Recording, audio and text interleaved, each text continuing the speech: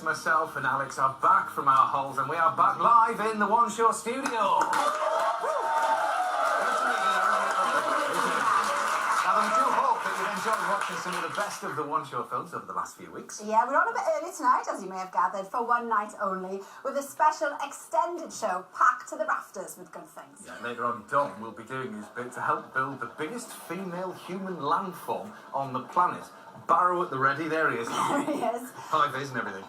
We'll be meeting the couples who made the brave decision to raise their own grandchildren. And our guest tonight is an actor who's thrilled audiences in shows like Barnum, Billy and Phantom of the Opera, and he currently is a whiz of a whiz, if ever a whiz there was. Because it's Michael Crawford! Lovely to see you, Michael.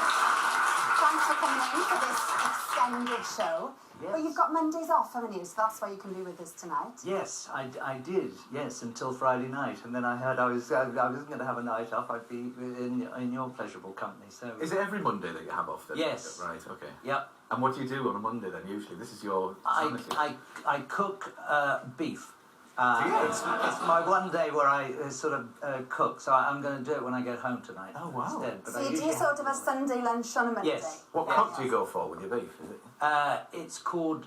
I've got a terrible name for it, but it's called four something. It's four something. 4 seasons. Yes, 4 seasons. But it's four lock or something. But it's okay. But it's very, very tender. Is it? And it's really good. And then I make Yorkshire pudding.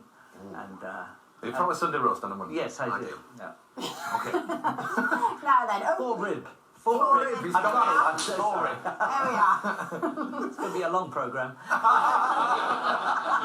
Awful matters cooking later, but first. Yeah, but first, over the weekend, without realising it, thousands of people took part in a giant secret experiment in one of Britain's best-known parks. Yeah, its aim was to discover more about one of Britain's biggest bugbears. Justin is here. We're going to be getting the results of that experiment a little bit later on. But just give us a good idea of what the purpose of this was then. It wasn't just to leave it. Yeah, it's an experiment to see just how much litter would build up. And of course, we didn't know what would happen. Yeah. I mean, the one way of looking at it would be that the litter would begin to pile up. See more litter out there, people would be tempted to drop litter themselves, so the litter would build up, and we get a huge amount of litter there. That's a kind of pessimistic view of humanity.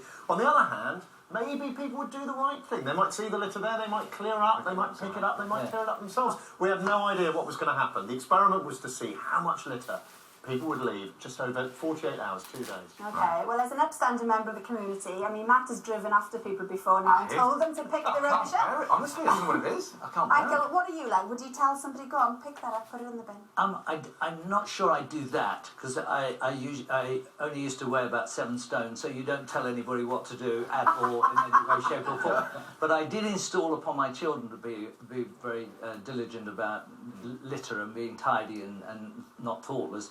And I've created a monster in my eldest daughter who now, the other day, chased somebody down the street in a car because their dog had made a mess in the street, and she just put her hand on the hooter and said, "I'm not taking my hand off this until you go back and clear that out." About that.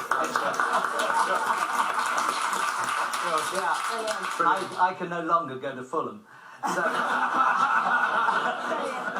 we are going to have the results of this. We are indeed. Were you surprised, just very quickly? I was surprised, Oh. yeah. No, it's striking. Right, on we go then. Today, a nurse, Rebecca Layton, appeared in court facing charges relating to the deaths at Stepping Hill Hospital in Stockport. About patient care. Now, lots of people, Phil, watching will think it's ludicrous that whistleblowers are being treated like this by the NHS. Why do you think that is, then? I think fear partly comes on behalf of the hospitals. They have to hit certain targets, they have to balance their books, and sometimes that agenda gets in the way of patients. You should never lose sight of the patient. My dream is that whenever you go into a hospital, there's a sign saying, please speak up if you have a concern. So any patient, any relative, any porter, any frontline member of staff can take it to management or someone in authority saying, I think this is dangerous. Because healthcare is unique in that it damages a lot of people as well as helps them. About 1 in 10 people are harmed going into hospital. And the only way we can reduce that and do no harm, as Hippocrates said we should, is if everyone is working in the same team to point out. So if you're in hospital and they try and give you the little blue pills instead of the long white ones, you should say, excuse me, I normally have the little blue ones, not the long white ones. Some hospitals do that and are very good. And some are getting it right. Some of them are getting it right, and it's the ones who have the leaders, the managers who go in there, they walk on the wards, they look under the mattresses like the old Hattie Jakeses used to do, and they're interested in the front line, and they say, you got any patient safety concerns, you report it to the board. There are other ones who are concerned with balancing the books and the, sort of the political agenda who don't serve patients, and they're the ones that need to be called to account. There is going to be a House of Commons committee inquiry into this, into how whistleblowers are treated. What do you hope is going to come out of this inquiry then? Well, they've come up with half a bit of the jigsaw, which it is an ethical duty of doctors and nurses to raise concerns if they think patients are being harmed. But the other side of that jigsaw is there should be an equal obligation on managers to act on that. So if you're a manager and you ignore a whistleblower and patients are harmed because of that, then you should be there should be criminal sanctions, I believe. And that would have happened in the cases that I followed in private eye. They were quite senior doctors and nurses, the real people we need in the NHS to make it better, who sacrificed their careers, who were spent it for years, hundreds of £1,000s of public money was spent keeping them quiet. And I think the managers need to be held to account for not listening to the whistleblowers. And if there is anybody out there, their patients, families, whatever, that are concerned, what's the best thing for them to do, the best action to take? Always give your general practice or your hospital a chance to do the right thing. So feedback immediately to the hospital or the general practice. Yeah. If it's really serious, also go to the regulator, the Care Quality Commission, and the Patients Association, excellent body to go for representing patients. Come to my show at Edinburgh. I'm teaching people how to be whistleblowers by giving them T-shirts. One of them says, "Don't touch me unless you washed your hands." Wear it in hospital. The other one says, "Please try not to kill me today." And if you wear it in hospital, I guarantee you'll get out of hospital alive. Or your money back. Or your money back. Well, if you don't want to wear one of those T-shirts, we'll put some links on our website to help you out as well. Thanks, Phil. Brilliant. Now, we're chatting about grandparents next, and you're a grandfather, Michael, to 5 grandchildren, aren't you? Yes. How old are they by now? They're from 9 to 13. Okay. Oh, they'll tire you out then, do they? Yeah, must be quite tiring. Yes, yes, but it's so much more interesting age to be when they become 13, 14, because you have conversations, you hear their feelings, and they have an opinion about something, and they read a lot, which is very necessary, I think. And Super. Well, many grandparents in the UK today aren't just grandpas or grandmas, they're acting as parents to their grandkids. Yes, and as Anita Rani has found out, taking on that responsibility isn't always child's play. Aw, Ellie's such a lucky girl, isn't she, to have grandparents like that? Spoke really well. Yeah, and there are also links on our website about that issue too. Well, Michael, you were telling us your nan actually had quite a big part in your upbringing. I think if we're lucky enough to have good grandparents, they always have a great influence on our lives. There's a wisdom that comes, and I mean, I have a children's charity which deals with some cases like that, where children are not able to have parents either for one reason or another, and the grandparents, as they age, they can't carry these children or lift them or do them up the stairs, and so we supply equipment for them to help them out. But it's no answer, is it? It's not a good situation. But love, they couldn't wish for more love. No, definitely. And speaking of grandchildren and grandparents, you say that one of the reasons you took the role as the wizard in The Wizard of Oz at the Palladium is for your grandchildren. It was the main reason. I mean, I was on holiday with them for the first time. I'd been away. I've been living in New Zealand for about 4 years, and the first time I'd seen them all together was last year, and we shared a villa for about 10 days, and it's the first time they've never seen me work. They've never seen me do anything, Right. and so I was doing back somersaults into the pool, and as grandparents do, you know, Of course, and showing off and saying how good Popper is, how clever Popper is, and they were sort of wide-eyed at this, and I suddenly felt enthused, because I hadn't really wanted to work much again, and then suddenly the wizard came up, and I thought this would be maybe the perfect thing. The part isn't too big.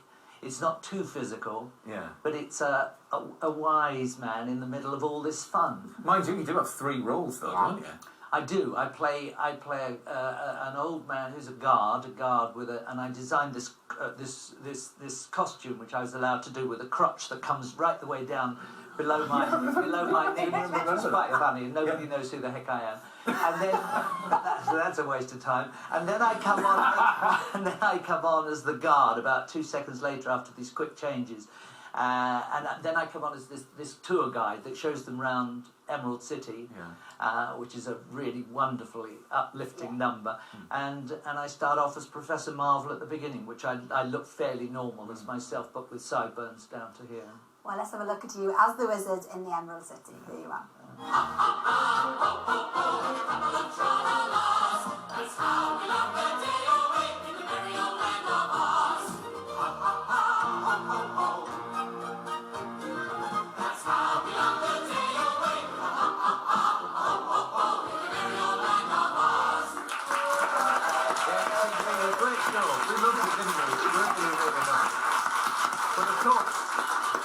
A massive part of your career has been Phantom of the Opera, and it kind of came about by, well, I want to say pure coincidence, but just tell us the story of you in the singing lessons. Well, I had this wonderful singing teacher called Ian Adam, who passed away a couple of years ago, and he was the first singing teacher I had at the age of 30. I mean, when I was going to do a musical called Billy. So I went to him for 30 years.